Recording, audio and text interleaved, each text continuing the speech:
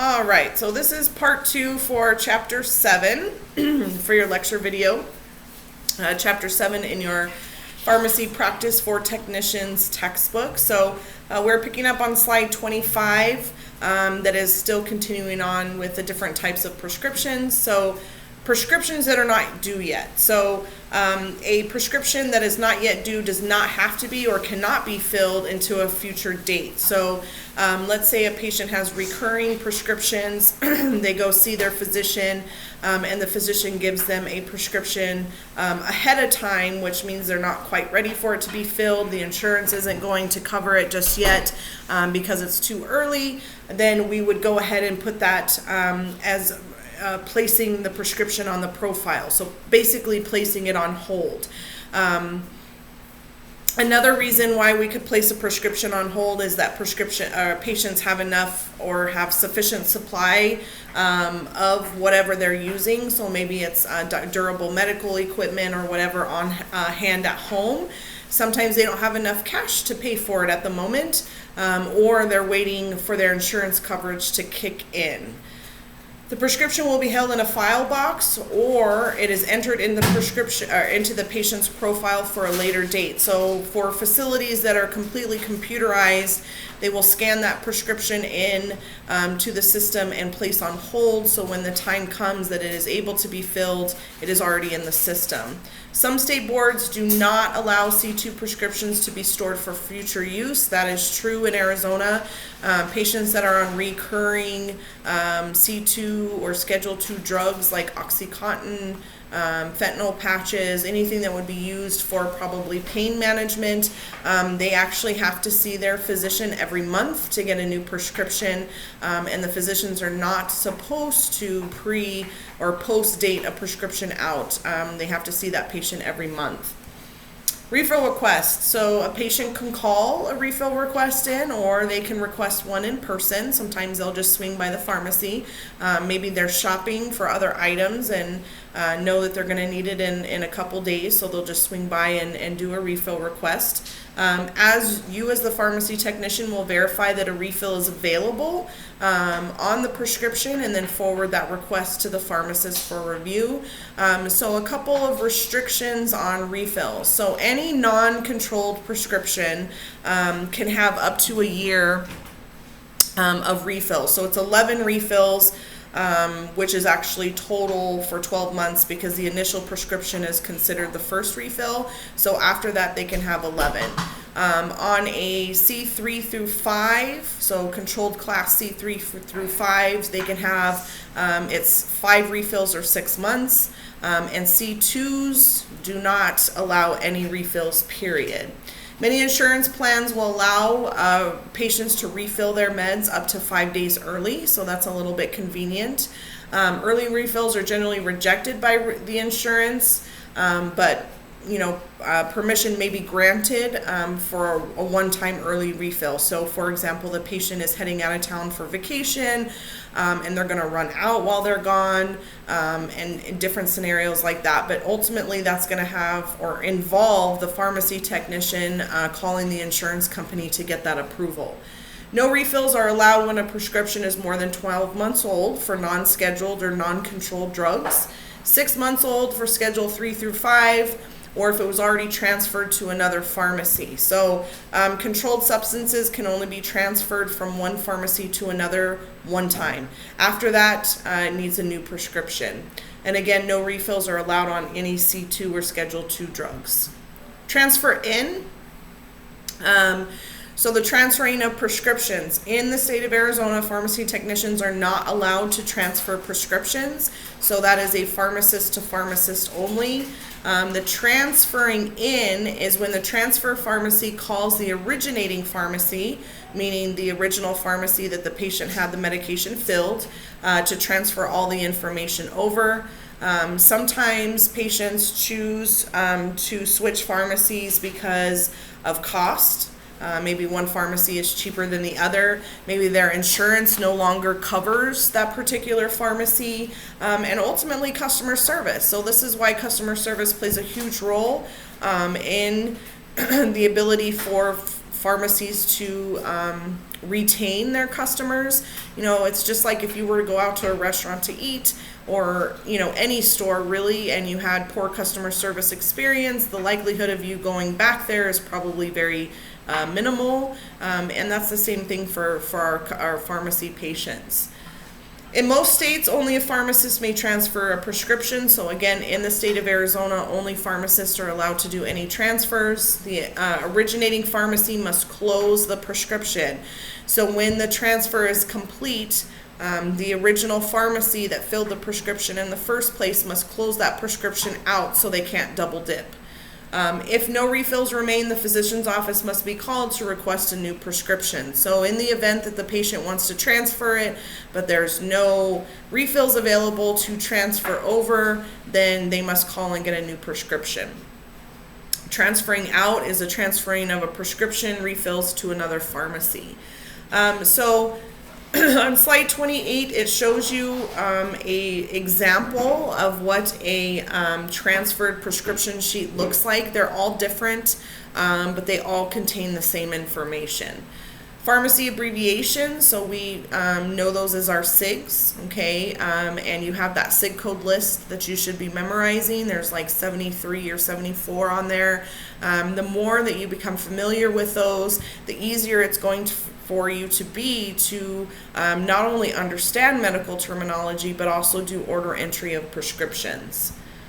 Your patient profile is a confidential database that tracks all of the prescriptions that have been dispensed at a pharmacy for a particular patient. So if you have a patient that has been a customer at your pharmacy for 30 years, they're going to have 30 years worth of prescriptions on there. It's going to keep track of all that information.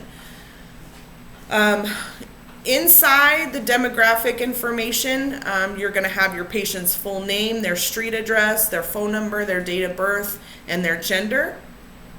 You're going to have a tab or a section for insurance that is necessary for billing if the patient has health insurance.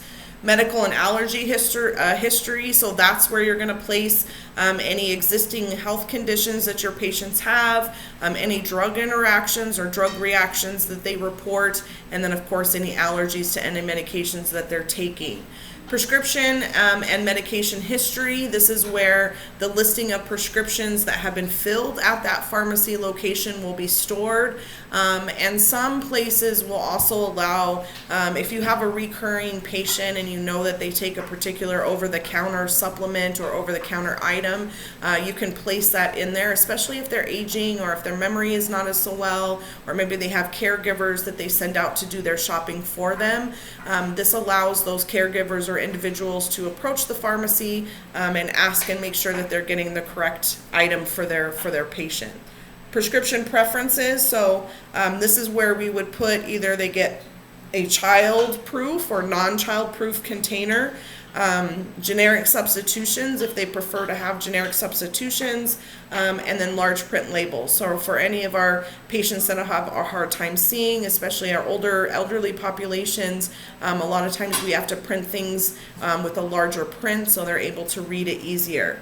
And last but not least, you're going to have your HIPAA confidentiality. So remember, when your patients come to the pharmacy, we are only required to present them with their privacy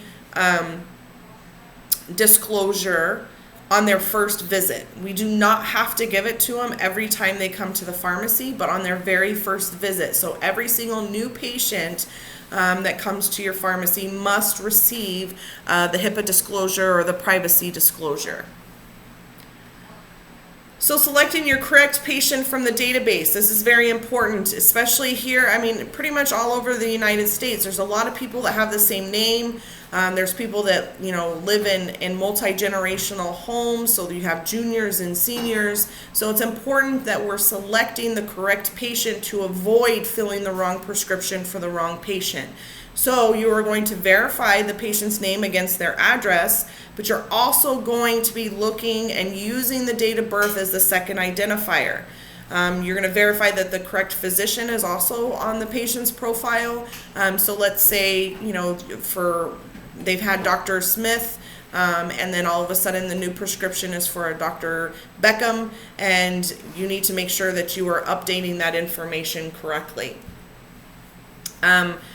You are updating the patient's profile every single time your patient comes in, and you're asking simple questions like, has any information changed? Is your address the same? Is your phone number the same?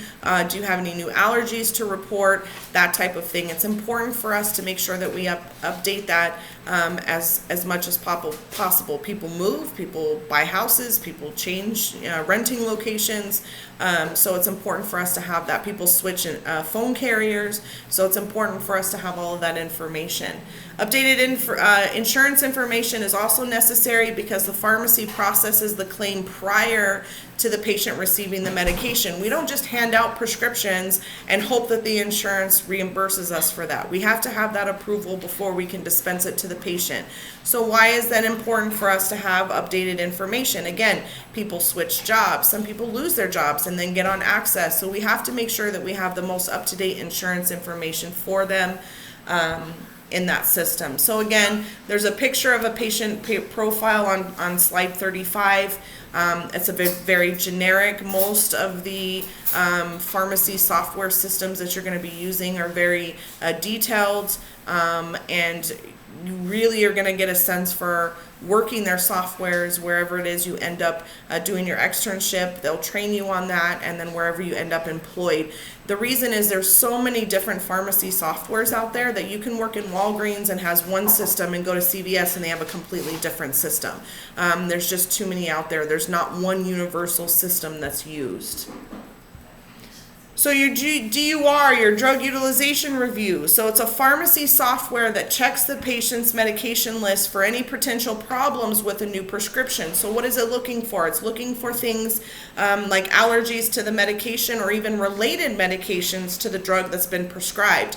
It's looking for interactions with other drugs they may be taking. It's looking for therapeutic duplication. So maybe the patient is under the care of a cardiologist. They went to see their primary care physician. They noticed they had high blood pressure. The patient didn't communicate that they're seeing a cardiologist, and the primary care physician prescribed another blood pressure medication. So it's looking for those duplication of therapies.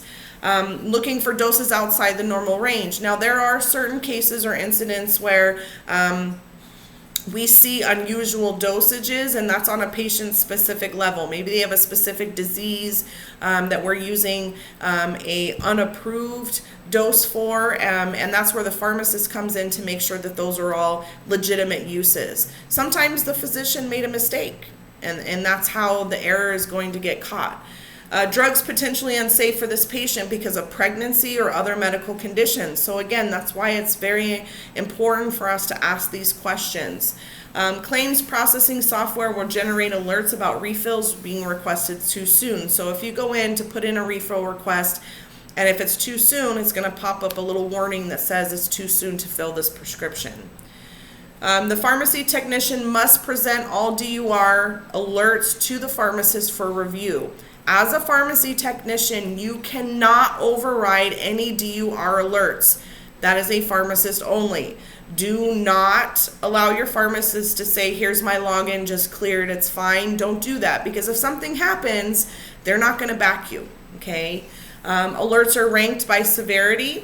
So potential pharmacist responses to an alert. So there's many different responses. They can respond by saying we're going to contact the prescriber.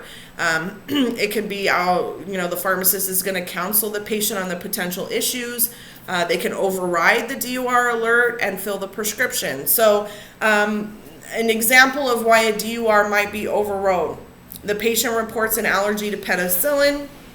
The physician writes for an antibiotic in the cephalosporin family. A lot of times there's a slim chance, but there's still a chance that patients that are allergic to penicillin drugs are also allergic to cephalosporins. That's why the DUR alert will flag. But a lot of times the pharmacist will talk to the patient and they say, oh yeah, I'm allergic to penicillin, but I have taken cephalosporins before. They will note that in the system and they will override the DUR. After the pharmacist resolves the DUR question, the technician can then print the label and fill the prescription. So the DUR process stops everything in its track.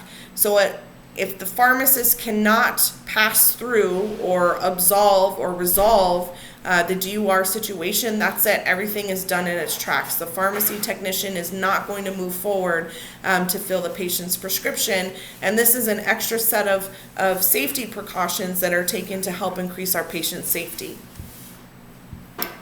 On slide 39, it actually gives you an example of what a DUR alert pop-up would look like.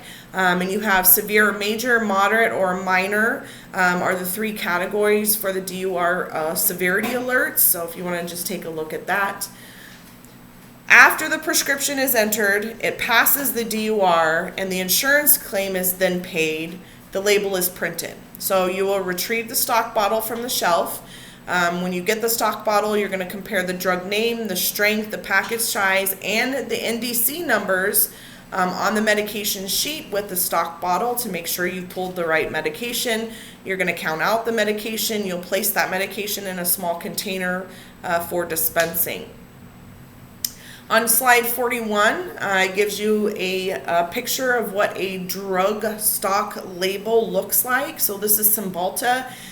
So it shows you on the label, you will always see the NDC code. It will say RX only, which is the legend label that is required by law. It will list the generic name. It will list the manufacturer. It will list the dosage form, capsule, tablet, ointment, cream. The strength per dose, so what is the strength of each capsule or each tablet, and then it will also have on the side, usually where the expiration date and lot number of the bottle is, they will also have storage requirements. Does it need to be kept at room temperature, refrigeration, etc. So the importance of NDC numbers. So the NDC number aids in identifying the exact drug dose and package size. So the technician should compare the NDC number of the stock bottle with the medication information sheet. So that is what prints from your, when you do your order entry process. So you're going to compare that to the stock bottle that you have pulled off the shelf to make sure that you have pulled the correct drug. Automation allows the scanning of the NDC barcodes for the medication sheets. So in some pharmacy softwares, the technician can scan the information sheet and then scan the stock bottle, and the computer will say, yes, everything's good, it's a match. Or it'll say, nope, you pulled the wrong one. Tablets and capsules are counted by fives into a counting tray with a spatula. So if we were on ground, we would be practicing counting. And usually I suggest my students to start out with counting by twos and then going to threes and then going to fours. But ideally, to become fast and efficient, our sites are expecting our students to be able to count by five. So here's my suggestion to you. I would get a bag of beans or candy or anything small that could be used as a tablet. I would get a flat surface, and I would get a butter knife to represent your spatula, and I would begin that counting process. So every day you should be practicing. Start with 30 and time yourself. Count them by twos, count them by threes, count them by fours, and every day you should be practicing this. That way when we finally get back to campus, you'll be up to par with the five, counting by fives each time. Liquid antibiotics are commonly reconstituted by adding distilled water. So antibiotics, most come in a powdered form. We add the water just before the patient is coming to pick it up because most of them have a very short shelf life after we reconstitute them. All medication must be dispensed in child-resistant containers unless the patient requests an easy open container. Okay, there is a law that was passed. It's the Poison Prevention Packaging Act that requires all prescription and including over-the-counter items to have child-proof lids. Automated filling. So a lot of high-volume pharmacies will have robots. They may have automated counting machines to fill to speed the filling process. So if they are very high volume, they're pumping out a ton of prescriptions a day, they're going to have this automation to help keep up with the productivity. The robots will count both the drugs and label the bottles, which is very convenient. The technology is very accurate and also overall and over time can help decrease pharmacy costs. Generally, the robots are not used to count controlled drugs. So the reason for that is the pharmacy technician will count the controlled substance, and then the pharmacist is going to count them right after, and then they're going to count the stock bottle to make sure that the technician didn't take more than they were supposed to. So when filling a prescription,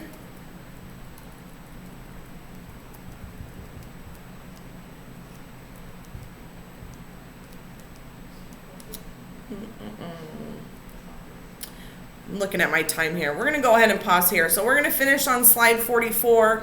Go ahead and review 45 through 50, 51, 52, excuse me. And I'll do another video to include for you guys on Friday. Have a good day.